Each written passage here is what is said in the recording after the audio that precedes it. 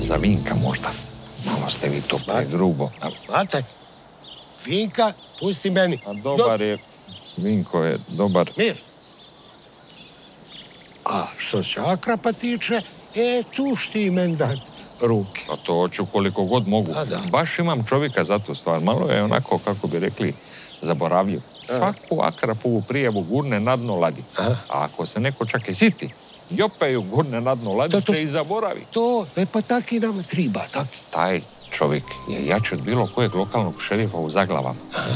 A dužnik mi je za jednu stvar. Eto, vidiš, to je čovjek. S takima mi moramo raditi. Tebi Stipa neće ostati dužan, to znaš. Ajde, hvala ti. Da su svi bar kavi, barba Stipa ne mora.